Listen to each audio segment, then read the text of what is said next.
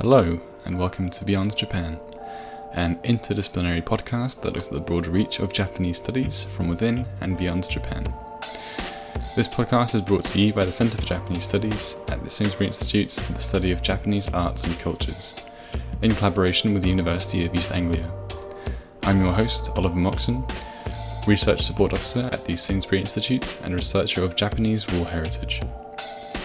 This week we are joined by Ellen Van Goethem, Professor in Japanese Humanities at Kyushu University, to discuss capitals of fate.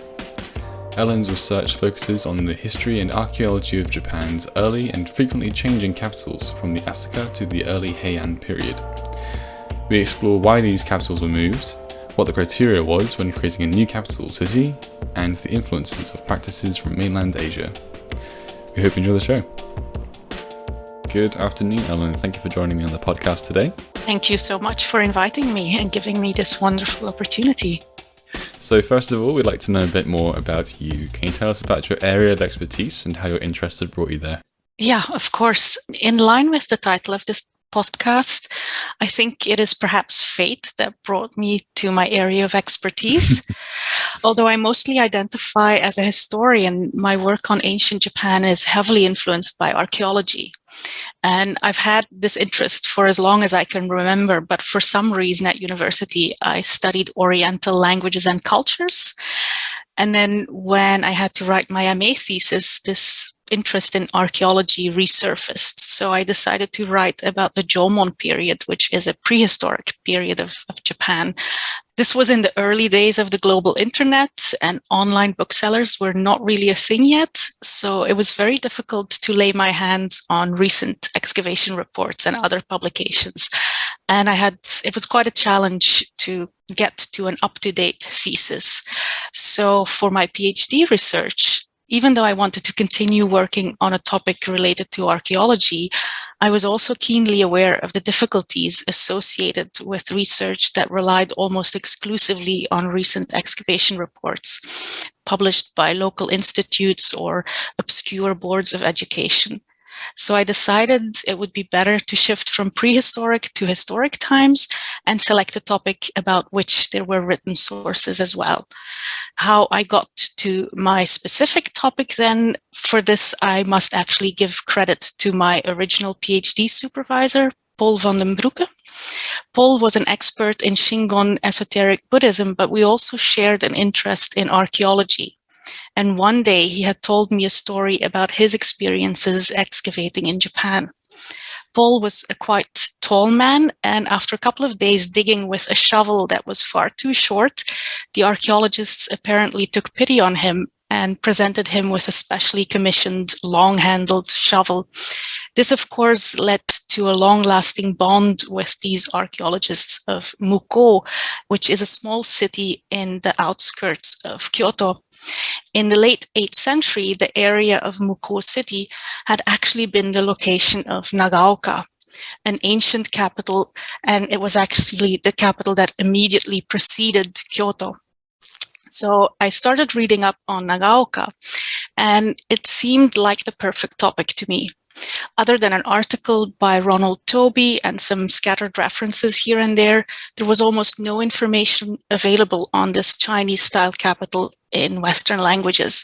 And even in Japanese, it had received very little attention, except for those excavation reports. Paul, because of this shovel history, he had very close connections with the archaeological center. And so I thought it would be easier to get research materials sent to me and to complete an internship there. Also, with an abundance of written sources available for the 8th century, the topic struck a very nice balance between history and archaeology. So it was kind of exactly what I was looking for. And as an extra boon, the Nagaoka capital existed for only 10 years, and it was kind of the perfect delineation of a topic of research. Then I lucked out even more because in the year that I started my PhD research, Nabunken, which is the Nara Research Institute for Cultural Properties, made its database of thousands of mokkan, or inscribed wooden tablets, publicly available on the internet. The inscriptions on these tablets, the majority of which date from the 8th century, and were excavated from the sites of ancient palaces and capitals, contain information on a wide range of topics, including evaluations of government officials, various kinds of tax payments, inventory tags, and even notices about missing animals or children. So one of the most important hurdles I had faced while working on my MA thesis was cleared. So I literally had dozens, if not thousands, of records available on my computer in Ghent. And off I went on a fantastic adventure exploring Japan's ancient Chinese-style capitals. Excellent. So as we're talking about the many historical capitals of Japan, could you begin by telling us which cities were capitals and why the location of the capital changed so much? Okay. The first proper capitals constructed on the Japanese archipelago were the Chinese-style capitals. This is a very specific type of city that was, as the name itself says, in essence based on Chinese models. The basic form of these cities was that of a huge rectangle with two main components, a walled palace enclosure on the one hand and an urban area on the other. The palace enclosure comprised the ruler's private residence, the main government bureaus, and also a grand audience hall where various court ceremonies were held. The urban area, on the other hand, surrounded the palace enclosure on three sides. Well, there's one exception where it's also on the fourth side. And this urban area was laid out as a grid with east-west and north-south roads of varying widths intersecting at straight angles. So it kind of creates a chessboard in outward appearance. This was mainly a residential area for members of the royal family, the aristocracy, various government officials and their families, as well as commoners. It also contained some smaller government bureaus, the official marketplaces, shrines, and temples. This type of Chinese-style city was first constructed at the end of the 7th century, and over the course of the next 100 years, 5 more capitals laid out like a chessboard would follow. And I'll be talking a little bit about all of them. But in chronological order, the capitals are Fujiwara, Nara, Kuni, Naniwa, Nagaoka, and ultimately Heian, or better known under its modern name, Kyoto. So the location did change. We have a total of 6, but it was actually far less frequent than in earlier times. Before the establishment of these 6 Chinese-style capitals, scholars of ancient Japan typically speak of palaces rather than capitals, and the location of these earlier palaces, or centers of power, would change when a new ruler ascended to the throne. The investment, financial, as well as in terms of manpower and time, to construct the Chinese-style capitals made these centers of power more permanent. But political, economic, environmental, and ideological factors will prompt some rulers to relocate. The fact that ultimately there were as many as 6 Chinese-style capitals over the course of 1 century is mostly down to the decisions of 2 rulers. In the mid-8th century, Shomu would first move from Nara to Kuni and then from Kuni to Naniwa, only to return to the first of his capitals, Nara. And all this took place within a mere 5 years.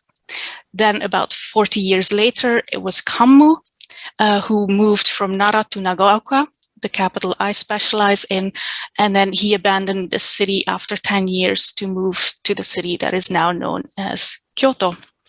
Great. So you've already mentioned how the design of the cities was influenced from China. Were any practices from mainland Asia influencing the relocation of the capital?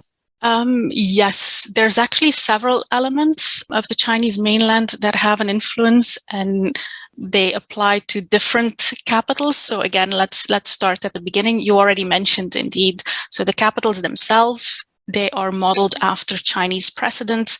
And the construction of the very first Chinese-style capital, Fujiwara, was not an isolated event.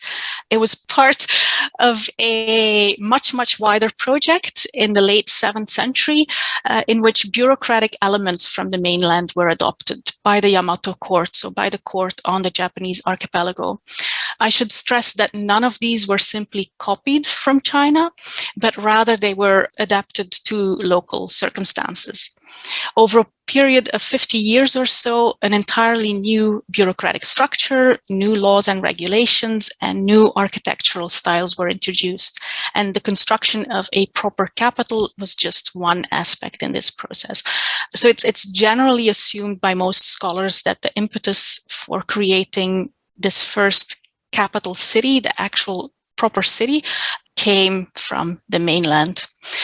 Now, interestingly, by the late 7th century, the relationship between the Japanese Yamato court and the Chinese Tang court had soured, and for about 30 years, no official diplomatic missions were exchanged between the two courts.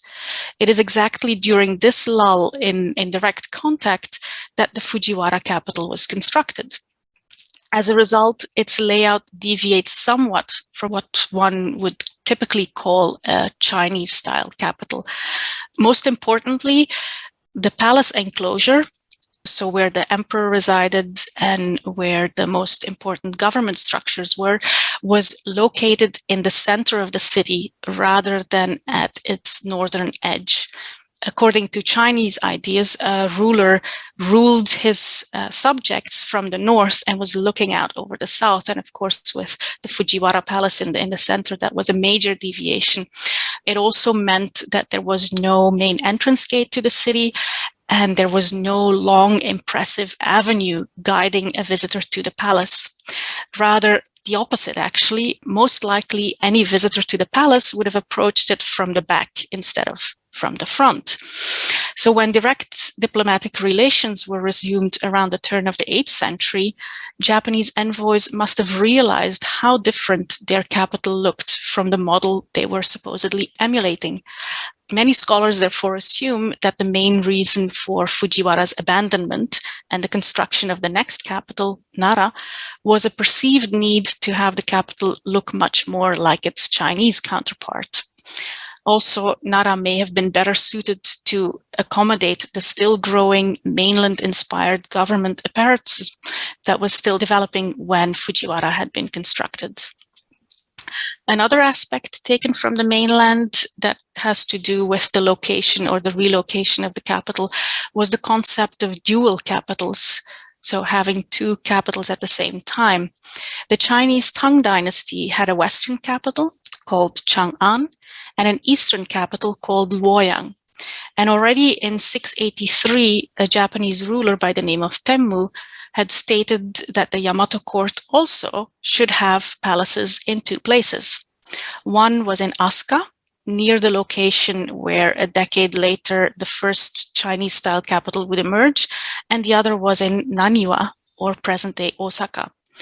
It's not very clear how well developed this second palace and the surrounding area were in the early stages, but Naniwa was definitely revived in the 720s and would function as a secondary capital for several decades after that.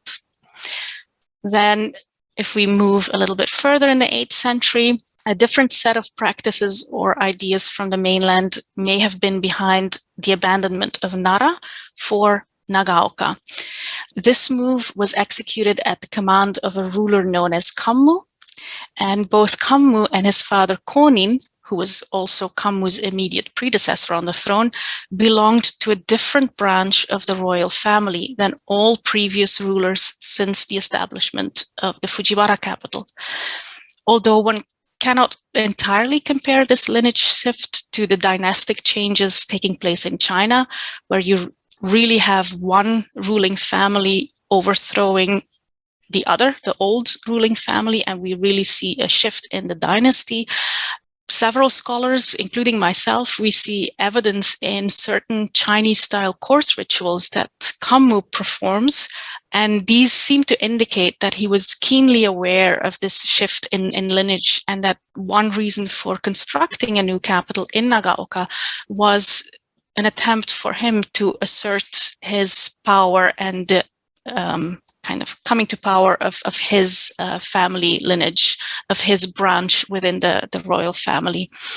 And then a final element of influence from the mainland that maybe I should bring up here has less to do with relocation, but actually more to do with location of the capitals.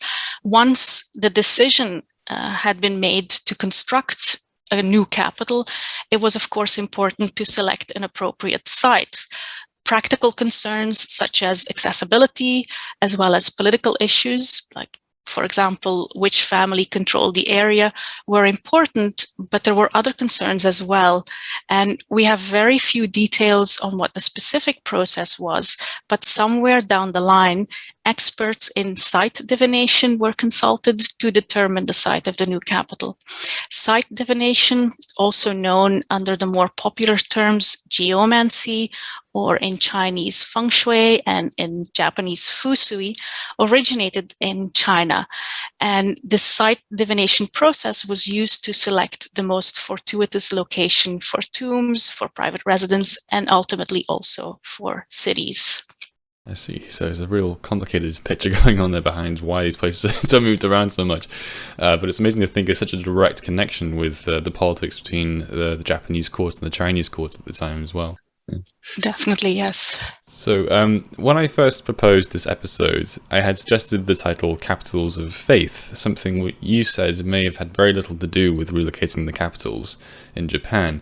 I've learnt from previous episodes that dealing with religion in a pre-modern context can be a messy topic to untangle, so with this in mind, why do you prefer capitals of fate over capitals of faith? I must admit that my suggestion of capitals of fate started off as a little bit of a poor pun. But there's more than just my personal journey of kind of being lucky and being suggested, or at least in part being suggested by my former advisor to focus on a certain topic. But there's other reasons as well why I prefer fate over faith. So for sure, the capitals were venues of a variety of rituals, and several of these were court-initiated or court-mandated.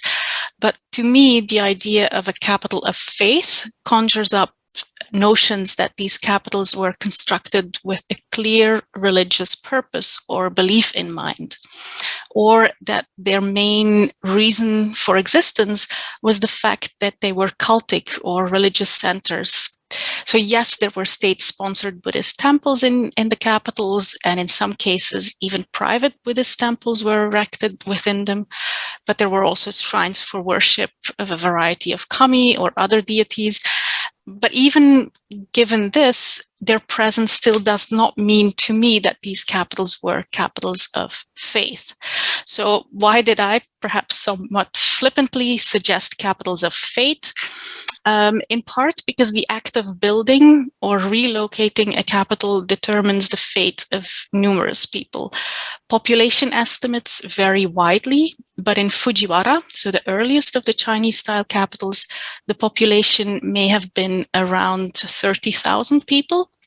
In Heian, or at least at the beginning, the early stages of Heian, the last of the Chinese-style capitals, which was established exactly 100 years later, it may have been around 100,000 people. For the majority of the inhabitants, a relocation was decided far beyond their control and must have meant a considerable disruption. Even for high-ranking aristocrats, a move of capitals could have severe consequences. Even though land was distributed for free and assigned according to rank and position, people were required to finance the construction of their homes themselves. In addition to strategically weakening financial power, an often cited reason for the relocation of the capitals is actually the severing of old political ties and moving to the stronghold of new men. Admittedly, there were a couple of female rulers in the 8th century, but the majority of the people in power were men. So in other words, a relocation could boost or decrease the power of certain court factions. In that sense, the decision made by a small group impacted the fate and fortunes of thousands. A second reason why I find fate more appropriate than faith is connected to the specific capital in which I specialize, the Nagaoka capital. The name itself derives from its topography. Nagaoka literally means long hill, and indeed parts of the city and the palace had been constructed on the flanks of a hill. in order to lay out the neat east-west and north-south oriented roads of the city grid and build the numerous houses and government facilities, the flanks of Nagaoka Hill had been stripped bare. Even more, there were significant differences in height, and in certain locations, the city and even the palace area may have resembled terraced rice fields, in that one building was constructed on one terrace, and then the adjacent building was constructed on a terrace several meters higher. Less than 8 years after the establishment of Nagaoka, this led to devastating flash floods and mud flows. So importantly, the destruction was not limited to the areas where commoners and lower-ranking officials lived, but it also hit the northern part of the city, taking down, according to the chronicles, government buildings, at least one palace gate, and most likely also destroying or at least damaging the residences of high court nobles. Other reasons have been put forward, but in my book on Nagaoka, I argued that it is this environmental catastrophe, one that directly impacted the life of the most powerful, that sealed the fate of the capital, and Camus saw no other option to move. Repairs and drainage work to remedy the topography and to prevent reoccurrence would be too costly, and it was better to move to more level ground and leave the hill. In contrast to earlier relocations of the capital, there seems to have been very little opposition to this decision. On the contrary, if we are again to believe the historical records, court nobles contributed in supplying the majority of the workforce that was needed to construct the city that is now known as Kyoto, and that would remain the capital for several centuries. I see, thank you. Your 2016 article of Trees and Beasts, Site Selection in Pre-Modern East Asia, you draw focus to previous scholarship which claims that elements of the landscape were critical to relocating a capital, leading to strenuous efforts to plant the right trees to address deficiencies according to Feng Shui, or Fūsui as it's called in Japan. Your research challenges this notion, however, claiming that tree planting was done on private residences. How did the two, Feng Shui for residences and Feng Shui for capitals, become linked?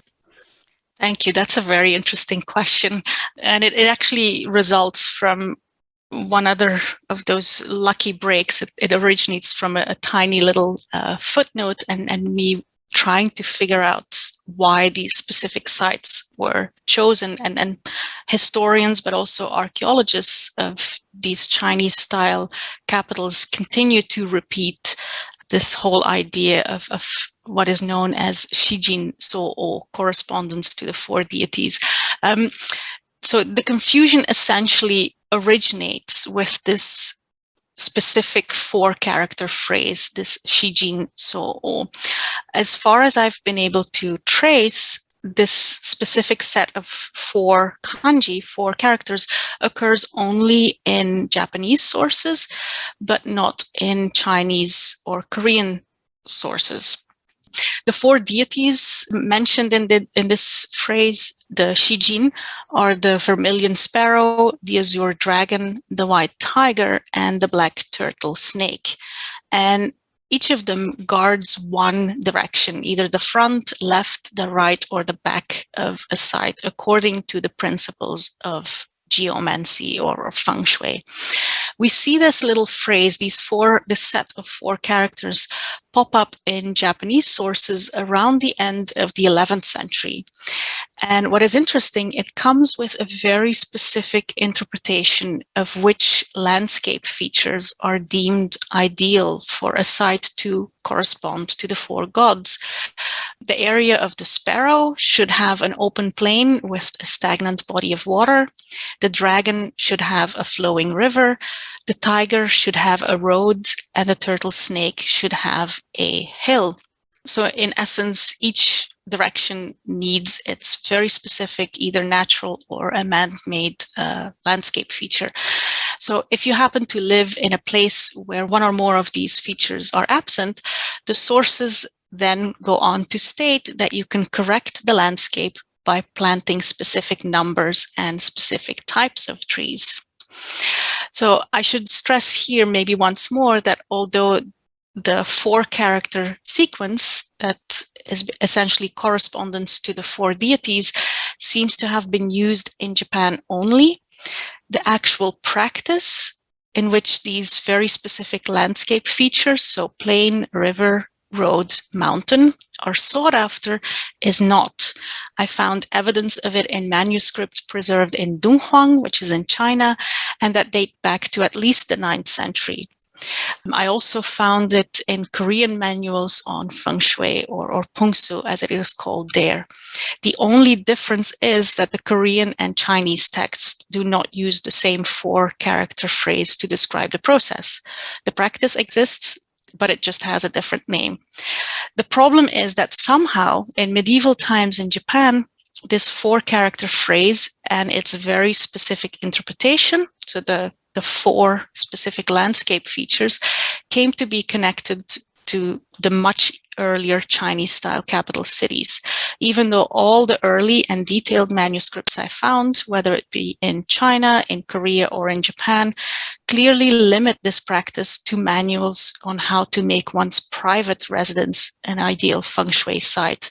And it is only from medieval times and only in Japan that links start to be made with entire cities.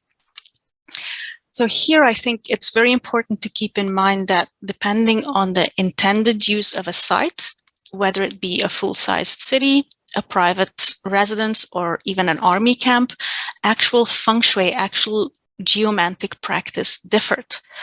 Protection by the 4 deities was essential, but the required landscape features differed, and for cities, these were simply various mountain ranges and rivers, not the specific requirement of a road to the west. It is also very difficult to imagine that the mere planting of just a few trees, and according to all the sources, the maximum number of trees that could be planted was 9, would help in protecting an entire city from the adverse effects caused by the absence of a certain landscape feature. So what I argue in that article and in a few others is that from around the 12th century, at a time when geomantic practice had spread beyond its official use by the government and had started to influence the garden design of the nobility, so the construction of their private residence and ensuring that they lived in the best possible location, this phrase and the very narrow interpretation attached to it started to lead its own life and was then applied retroactively to the site selection process of the Chinese-style capitals. This most likely happened because even though we know that divination masters were consulted when a site for a capital was selected, and even though we know a few titles of geomancy books that were studied at court, we actually know virtually nothing of the actual practice that was followed in the 8th century. So in essence, we have a much later, narrow definition of site divination practice that is used anachronistically to explain what happened when the Chinese-style capitals were built. I see. Is there any explanation as to why there is no texts on the process of site divination at the time? They were not preserved. That's one explanation. As I mentioned, we do have a couple of titles. The problem is that many of these titles, they are similar. They will very often have in Japanese chiri or in Chinese dili, which if you translate it in modern terms, it would mean simply geography. So it's the kanji that are now used to describe geography. But we know in the past this was typically used for feng shui, for site divination practices. And a lot of this early material has not survived, especially in Japan. We know masters existed. We know that they studied some texts, but then actually how the practice was executed on the ground, that's very difficult to ascertain. And even for China, for the early Chinese capitals, again, we know the manuals existed. We know what is written in them. Sometimes we have illustrations, but then how they actually went about to determine the fortune of a site, that's another question. I see. Fascinating. Thank you. Now, throughout the history of the Japanese archipelago, the longest running capital is Kyoto, as you mentioned, which held the title from 794 right up to the major restoration and industrialization of Japan in 1869. Why do we get this stability in Kyoto after so much change in location, and was the move to Tokyo a total break from the historical criteria for moving capitals? For a full answer of Kyoto's history between 794 and 1869, you should perhaps talk to Matthew Stavros, because he's much more of an expert in the city than I am. I merely touched the early years of the city. But to answer briefly, the Chinese-style capitals were very expensive to construct. And in reality, not even Kyoto's grid plan was ever fully realized. Instead, the city transformed and congealed fairly rapidly around two centers, one for the commoners in the south and then another one for the nobles in the north. Successive fires also destroyed many important government buildings, including the Great Audience Hall, where the ruler typically met his government officials and foreign envoys. And ultimately also the palace, his private residence, went up in flames. And at some point, they were never rebuilt. So this clearly indicates a shift in the understanding of what was deemed essential for statecraft and court ceremonies. Also, I believe that very few of the post-8th century rulers would have had the funds or even the power to relocate the capital. So on another level, I'm not sure if Kyoto's long history is explained by stability. Perhaps it is just a maintaining of a status quo. By then, Kyoto was where the sovereign lived, and it was the center of everything associated with court culture. Maybe I also must add that for about 6 months in 1180, Fukuhara, in what is now Kobe, was the actual capital. So there actually is a slight interruption in Kyoto's alleged unbroken history as the country's capital. Interesting, this move did not take place at the instigation of the sovereign, but rather it was a man by the name of Taira no Kiyomori, who would later establish the first bakufu, or warrior government, who relocated the court and had the emperor, two retired emperors, the court nobles, and various government officials move from Kyoto to the Kobe area. But this capital only existed for 6 months, and then everybody went back to Kyoto. If you want to hear more about that, maybe you should contact Mickey Adolphson. I'm sure he can tell you much more about this 6 months of Kyoto history, or non-Kyoto history. I see. Thank you.